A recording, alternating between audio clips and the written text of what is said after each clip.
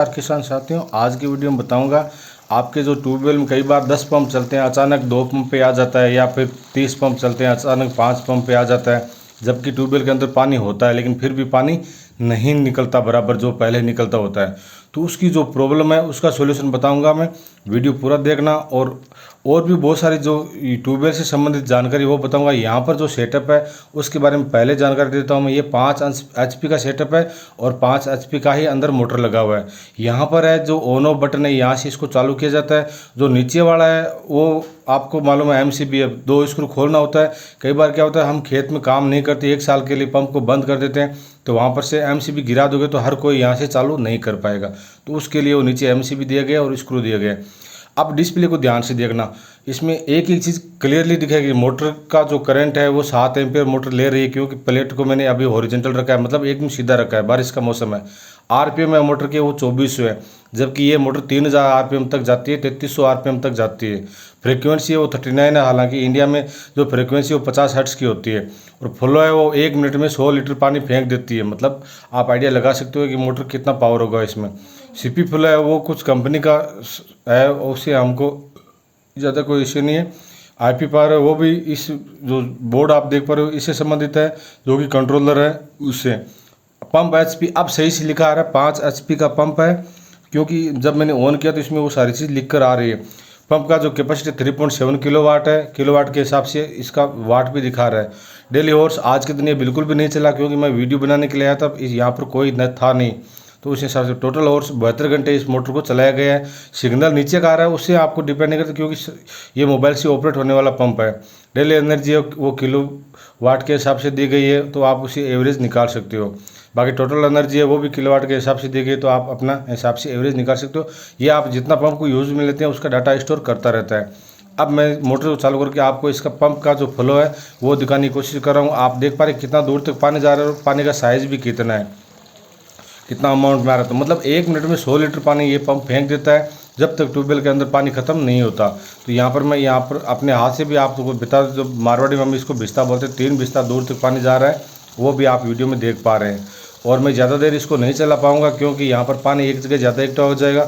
और बाकी जो मैं वीडियो में बताऊंगा वो आपको एक चीज़ ऐसी बताऊंगा जिसको आप अनुभव करोगे तो आपको भी पता लगेगा रियल में ऐसी प्रॉब्लम होने से क्या क्या हो सकता है। मतलब 20 पंप चलते हैं, अचानक 5 पंप पे क्यों आ जाता है, जबकि ट्यूबवेल के अंदर पानी होता है। तो उसका सॉल्यूशन मैं आज की वीडियो में बताऊंगा। और इसको मैं ऑन ऑफ करके इसलिए बता रहा हूँ, ऑन करके बता रहा हूँ, ऑफ करके बता रहा हूँ, क्योंकि डिस्प्ले का पूरा मालूम होना जरूरी है। अभी आप जो डिस्प्ले में देख पा रहे हैं ये वोल्टेज है। बाकी मोटर के RPM में जैसे जैसे मैं बंद करता हूँ धीरे धीरे एकदम से डाउन हुई, तो धीरे धीरे आप देख पा रहे हैं सब कुछ 0 हो गया है। कंपनी कौन सी है वो आप वीडियो में देख पा रहे हैं। बाकी मैं यहाँ से आपको अगर ऊपर से प्लेटें दिखाऊँ तो आपको मालूम है वो मोनो हाफ कट जो प्लेट आती है वही है, और जो कि अच्छा रिस्पांस देती है। बादल होते हैं तो भी ये रिस्पांस देती है, धूप अच्छी होती है तो भी रिस्पांस देती है, अच्छा बैकअप होता है इसका और अच्छा सप्लाई है वो भी देती है। 5 HP के पंप को 3000 या 3300 RPM पर मोटर को अच्छे से घुमा देती है, जो कि आपको अच्छे से मालूम है। इसके अंदर जो पंप होते हैं, जो कटोरी होती है, वो भी ऑलमोस्ट 15 से ऊपर ही होते हैं। तो उस 15 से ऊपर का जो पंप चलाना होता है, जैसे हमारे घर में 1 HP का पंप होता है, उसके अंदर 1 कटोरी ही होती है। एग्जाम्पल के लिए बता रहा हूँ मैं। हालांकि मोटर का जो घरों में पंप होता है पानी खींचने का, वो सप्लाई से भी पानी खींचता है। इस मोटर को खाली पानी फेंकना होता है, पानी खींचना नहीं होता। तो इस मोटर को उस हिसाब से बनाया गया, इसलिए इसमें कटोरी की संख्या ज़्यादा होती है। और यहाँ पर नॉर्मली मैं वायरिंग के बारे में बताऊंगा, इसकी वायरिंग कैसे की जाती है। बहुत सारे भाई कई बार होता है इसका पिन भी भूल जाते हैं, या इसकी वायरिंग कई जगह से खुल भी जाती है, तो उसके बारे में भी जानकारी दूंगा।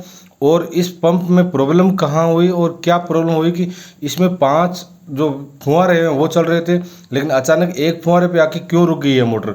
एक फुहारा भी आधा चल रहा था, पूरा नहीं चल रहा था, तो उसके बारे में जानकारी दूंगा मैं। तो वीडियो में बने रहना, पूरा देखना। यहाँ पर एक पॉजिटिव है और एक नेगेटिव है।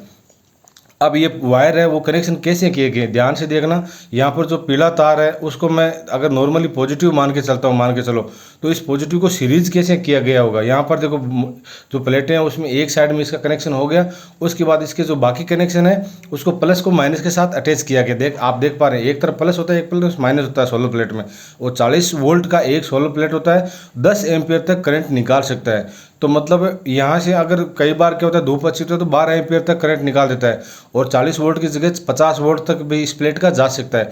तो उस सिचुएशन में ये जो एक प्लेट है ये 525 वाट तक जो वोल्टेज है वो इनपुट निकाल देती है।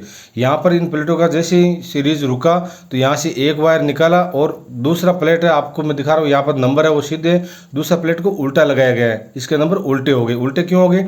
क्योंकि यहाँ से इसी साइड में हमको जो कनेक्शन है वो सही से करना है। तो अगर सेम जैसा नंबर पीछे वैसा सेम नंबर रखेंगे तो ये वायर आगे वाले में कनेक्ट होगा, फिर सीरीज करने में दिक्कत होता है।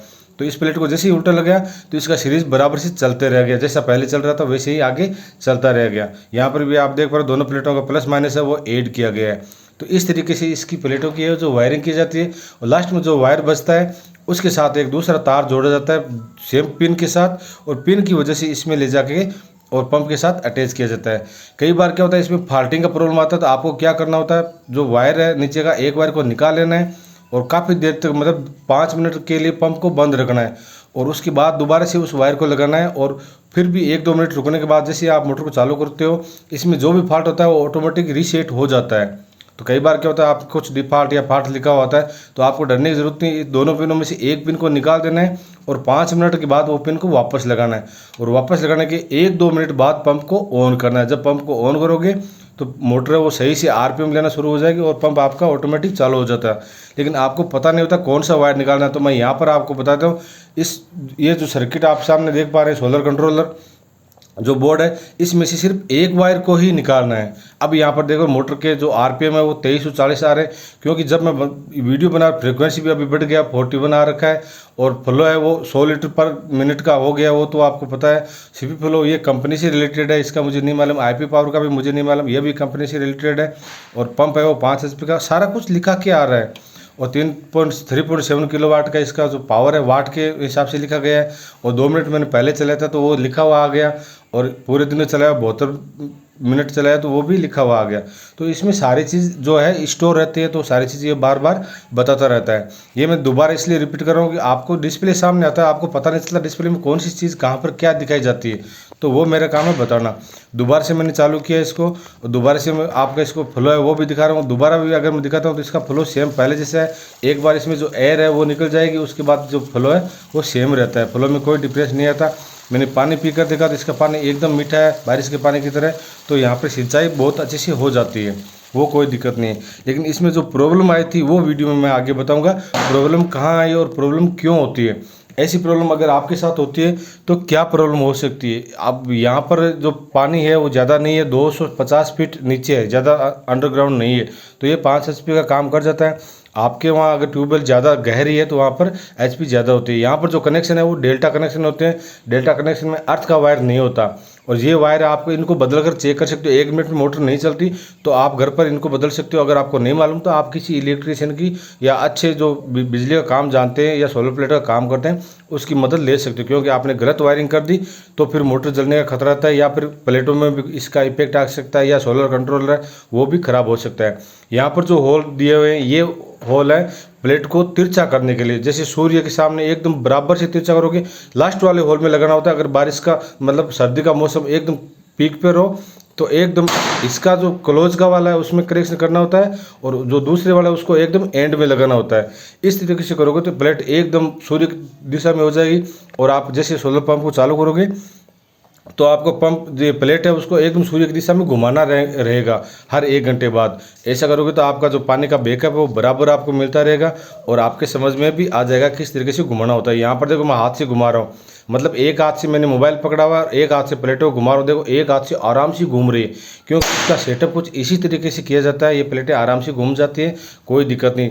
कितना भी तिरछा घुमाओ अगर प्लेट को पकड़ के एक आराम से बंदा आराम से इसको घुमा सकता है। तो ये अब मैं बात करूंगा कि इसमें जो पंप है वो कम क्यों हो जाते हैं, 20 की जगह 5 पंप पे क्यों हो जाता है या फिर 2 पंप पे क्यों हो जाता है। तो इसमें क्या हुआ था ना, एक लीकेज हो गया था एकदम मोटर के पास में। तो जब आप लोहे के पाइप में फिटिंग करते हो जो वाशर लगाते हो प्लास्टिक के मतलब रबड़ का, तो वो वाशर को ठीक से देख के लगाना होता है। अगर यहाँ पर आप कुछ मिस्टेक कर देते हो, यहाँ पर आप जो साउंड सुन रहे हो वो पानी का साउंड है, जब पानी वापस आता है तब भी साउंड आता है, तो आप साउंड सुन पाओगे अगर आराम से सुन पाओगे तो यहाँ पर जो पाइप में लीकेज हो गया था ना, उसकी वजह से जो पानी है वो पूरा नीचे ही चला जाता था। मोटर के पास लीकेज था, उसकी वजह से पानी ऊपर नहीं आ रहा था। तो ऐसा केस होता है 20 पंप के साथ अचानक 2 पंप पे आ जाता है और पानी अगर अंदर रहता है तो आपको पूरा जो पाइप है वो बाहर निकालना होगा, आपको मोटर भी बाहर निकालनी होगी और आपको मोटर को बाहर किसी टाँके में लगा करके आपको चेक करना होगा। यहाँ पर आप देखो इतना चेरा लग गया था, तो इसकी पंप है वो 5 की वजह से आधा पंप मतलब फुहारा है वो आधा फुहारा पे आ गया था, 5 फुहारे नहीं चल रहे थे। तो इस तरीके से अगर कट लग जाता है तो आपको इस मोटर को बाहर निकालना है और इसको कटिंग करके बाहर निकाल देना है, जैसे मैंने कट लगाया हुआ है। और आपको क्या करना है, पीछे का पाइप है वो दोबारा चढ़ाना होता है। और चढ़ाने के टाइम आपको एक चीज़ का और ध्यान रखना होता है, जब आप चढ़ाते हो तो पाइप है वो एक साइड में टेढ़ा हो जाता है। टेढ़ा हो जाता है तो इसमें एक जगह अगर पानी पंप मारेगा तो यहाँ से पाइप फटने के चांसेस रहते हैं। तो जितना हो उसके इसको ऊपर चढ़ाते हो तो एकदम सीधा सीधा रखना होता है, तिरछा नहीं होना चाहिए। तिरछा रहेगा तो दोबारा से कट सकता है, जैसा यहाँ पर कट लग गया था, क्योंकि जो फिटिंग करके गया बंदा वो थोड़ा तिरछा करके गया था। तो कैसी लगी जानकारी? वीडियो अच्छा लगा तो वीडियो को लाइक करना, चैनल पर पहली बार वीडियो देखो चैनल को सब्सक्राइब भी करना। इतना होल होगा कि आपका पंप 3-4 पंप बंद कर ही देगा, तो होल सारा क्लोज होना चाहिए। और चैनल पर पहली बार वीडियो देखो चैनल को सब्सक्राइब करना, कुछ कमेंट भी कर सकते हो कुछ पूछना हो तो, और अपने दोस्तों के साथ इस वीडियो को शेयर करना तो भूलना ही मत, और लाइक जितना हो उसके ज़्यादा दबा के कर देना। थैंक यू, मिलते हैं नेक्स्ट वीडियो में, धन्यवाद।